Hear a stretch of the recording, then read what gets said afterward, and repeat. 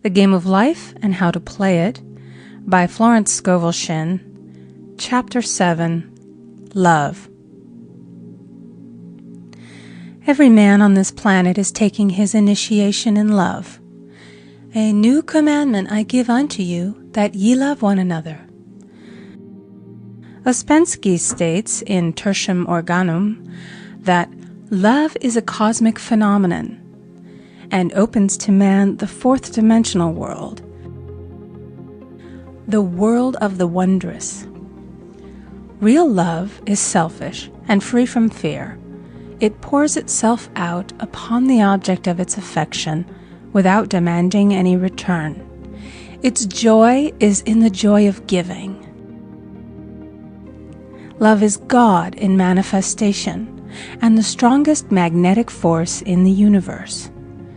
Pure, unselfish love draws to itself its own. It does not need to seek or demand. Scarcely anyone has the faintest conception of real love. Man is selfish, tyrannical, or fearful in his affections, thereby losing the things he loves. Jealousy is the worst enemy of love, for the imagination runs riot, seeing the loved one attracted to another, and invariably these fears objectify if they are not neutralized. For example, a woman came to me in deep distress. The man she loved had left her for another woman, and said he never intended to marry her. She was torn with jealousy and resentment, and said she hoped he would suffer as he had made her suffer. And added, "How could he leave me when I loved him so much?" I replied, "You are not loving that man, you are hating him." And added, "You can never receive what you have never given. Give a perfect love, and you will receive a perfect love. Perfect yourself on this man. Give him a perfect, unselfish love, demanding nothing in return. Do not criticize or condemn, and bless him wherever he is." She replied, "No, I won't bless him unless I know where he is." "Well," I said, "that is not real love. When you send out real love will return to you, either from this man or his equivalent, for if this man is not the divine selection, you will not want him. As you are one with God, you are one with the love which belongs to you by divine right." Several months passed, and matters remained about the same, but she was working conscientiously within herself. I said, "When you are no longer disturbed by his cruelty, he will cease to be cruel, as you are attracting it through your own emotions." Then I told her of a brotherhood in India who never said good morning to each other. They used these words, "I salute the divinity in you." They saluted the divinity in every man and in the wild animals in the jungle, and they were never harmed, for they saw only God in every living thing. I said, "Salute the divinity in this man and say, I see your divine self only. I see you as God sees you. Perfect, made in his image and likeness." She found she was becoming more poised and gradually losing her resentment. He was a captain, and she always called him the Cap. One day she said suddenly, "God bless the Cap wherever he is." I replied, "Now that is real love, and when you have become a complete circle and are no longer disturbed by the situation, you will have his love or attract its equivalent." I was moving at this time and did not have a telephone, so was out of touch with her for a few weeks, when one morning I received a letter saying, "We are married." At the earliest opportunity, I paid her a call. My first words were, "What happened?" "Oh," she exclaimed, "a miracle! One day I woke up and all suffering had ceased. I saw him that evening and he asked me to marry him. We were married in about a week, and I have never seen a more devoted man. There is an old saying, no man is your enemy, no man is your friend. Every man is your teacher.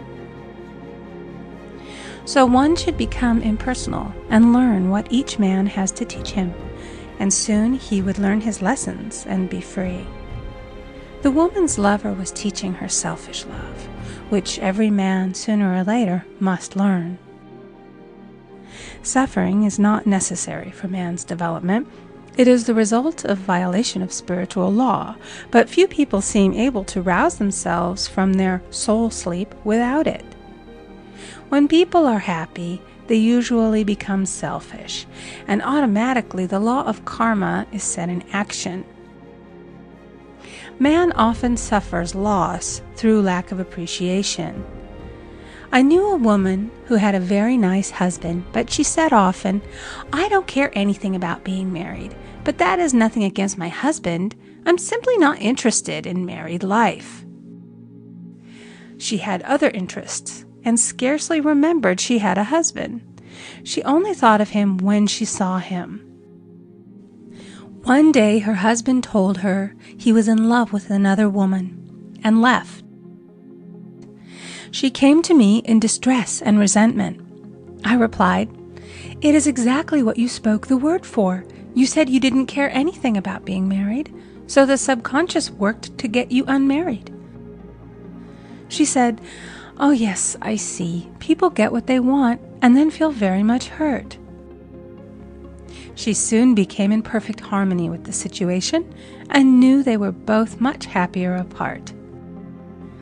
When a woman becomes indifferent or critical and ceases to be an inspiration to her husband, he misses the stimulus of their early relationship and is restless and unhappy. A man came to me dejected, miserable, and poor.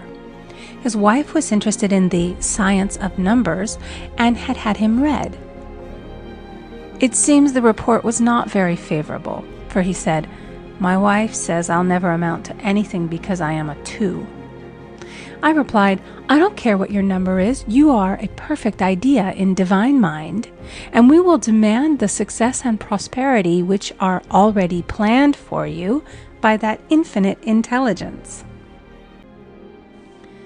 Within a few weeks, he had a very fine position, and a year or two later, he achieved a brilliant success as a writer. No man is a success in business unless he loves his work. The picture the artist paints for love of his art is his greatest work.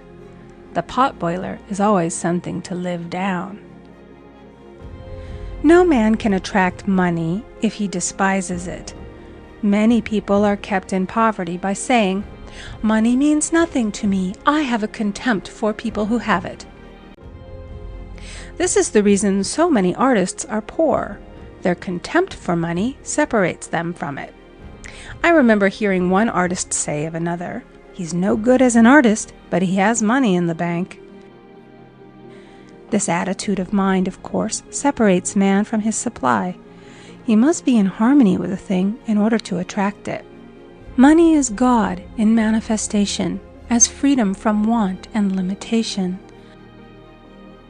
But it must be always kept in circulation and put to right uses. Hoarding and saving react with grim vengeance. This does not mean that man should not have houses and lots, stocks and bonds, for the barns of the righteous man shall be full. It means that man should not hoard even the principal if an occasion arises when money is necessary.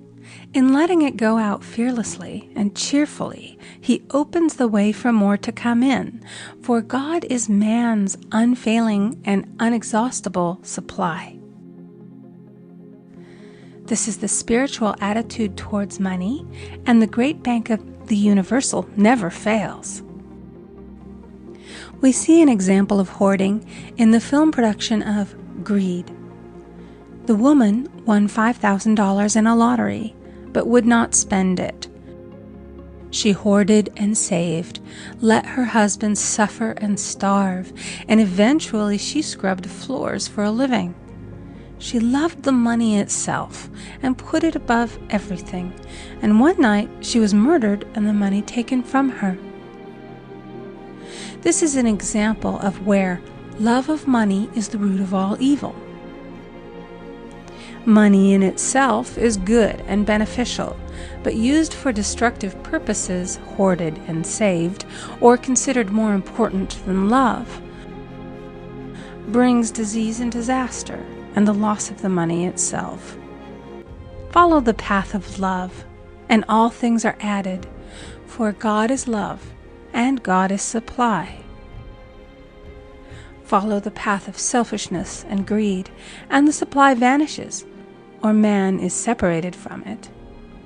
For example, I knew the case of a very rich woman who hoarded her income. She rarely gave anything away, but bought and bought and bought things for herself. She was very fond of necklaces, and a friend once asked her how many she possessed. She replied, 67. She bought them and put them away, carefully wrapped in tissue paper. Had she used the necklaces, it would have been quite legitimate, but she was violating the law of use. Her closets were filled with clothes she never wore and jewels which never saw the light. The old woman's arms were gradually becoming paralyzed from holding on to things, and eventually she was considered incapable of looking after her affairs, and her wealth was handed over to others to manage. So man, in ignorance of the law, brings about his own destruction. All disease, all unhappiness come from the violation of the law of love. Man's boomerangs of hate, resentment, and criticism come back laden with sickness and sorrow. Love seems almost a lost art, but the man with the knowledge of spiritual law knows it must be regained. For without it, he has become as sounding brass and tinkling cymbals. For example, I had a student who came to me month after month to clean her consciousness of resentment. After a while, she arrived at the point where she resented only one woman. But that one woman kept her busy. Little by little, she became poised and harmonious, and one day, all resentment was wiped out. She came in radiant and exclaimed, "You can't understand how I feel. The woman said something to me, and instead of being furious, I was loving and kind, and she apologized and was perfectly lovely to me. No one can understand the marvelous lightness I feel within." Love and goodwill are invaluable in business. For example, a woman came to me complaining of her employer. She said she was cold and critical, and she knew she did not want her in the position. "Well," I replied, "salute the divinity in the woman and send her love." She said, "I can't. She's a marble woman." I answered, "You remember the story of the sculptor who asked for a certain piece of marble? He was asked why he wanted it, and he replied, 'Because there is an angel in the marble.' And out of it he produced a wonderful work of art." She said, "Very well, I'll try it." A week later she came back and said, "I did what you told me, and now the woman is very kind and took me out in her car." People are sometimes filled with remorse for having done someone an unkindness, perhaps years ago. If the wrong cannot be righted, its effect can be neutralized by doing someone a kindness in the present. This one thing I do, forgetting those things which are behind, and reaching forth unto those things which are before. Sorrow, regret, and remorse tear down the cells of the body, and poison the atmosphere of the individual. A woman said to me in deep sorrow, "Treat me to be happy and joyous, for my sorrow makes me so irritable with the members of my family that I keep making more karma." I was asked to treat a woman who was mourning for her daughter. I denied all belief in loss and separation and affirmed that God was the woman's joy, love, and peace. The woman gained her poise at once, but sent word by her son not to treat any longer because she was so happy it wasn't respectable. So, mortal mind loves to hang on to its griefs and regrets.